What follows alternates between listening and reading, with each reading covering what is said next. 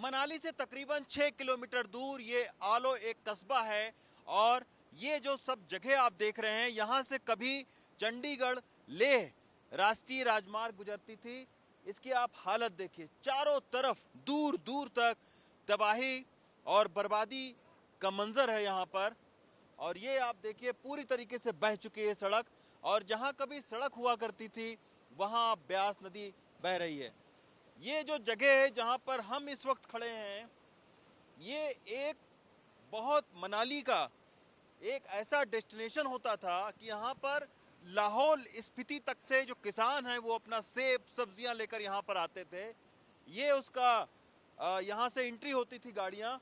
और आज की तारीख में यहाँ कम से कम 60 फीट नीचे जो है वो एक खाई है और नदी बह रही है।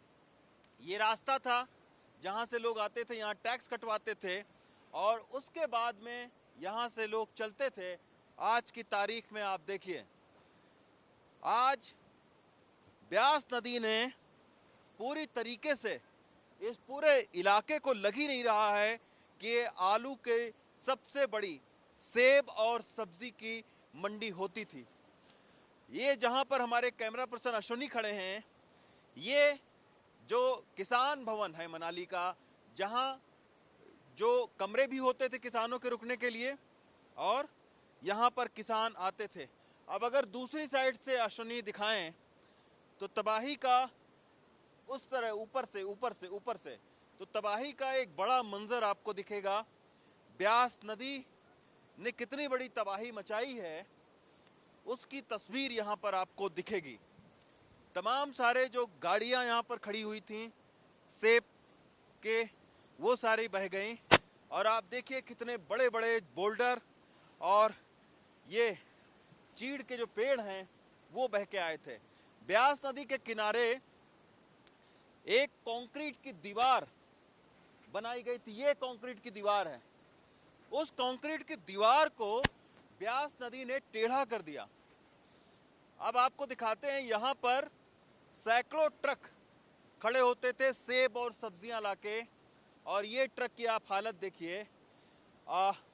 इसके बाद में पीछे एक यहाँ पर प्रोसेसिंग मशीन लगी हुआ करती थी जो कि सेब की प्रोसेसिंग मशीन थी, क्योंकि कुल्लू और लाहौल स्पीति के जो सेब हैं वो बहुत मशहूर माने जाते हैं।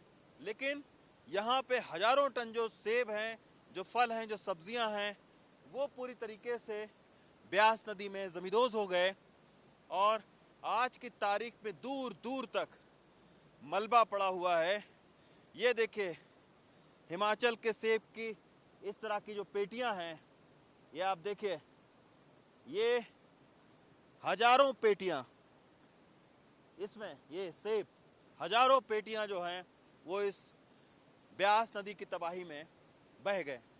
तो ये आलो का जो सब्जी और फल मंडी है उसकी एक तस्वीर है और किस कदर आलो कस्बे में तबाही मचाई है। अभी हम और अंदर जब कस्बे के अंदर चलेंगे तो आपको दिखाएंगे कि कैसे करोड़ों के रिजॉर्ट, मकान, पंचायत घर, ये सब ब्यास नदी के प्रवाह में बह गए और बहुत सारे जो मकान हैं वो ख़तरे में हैं। और इसके वजह से आलो कस्बे के आधी आबादी से जो मकान जहां वो रहते थे वो खाली करवा लिया गया है।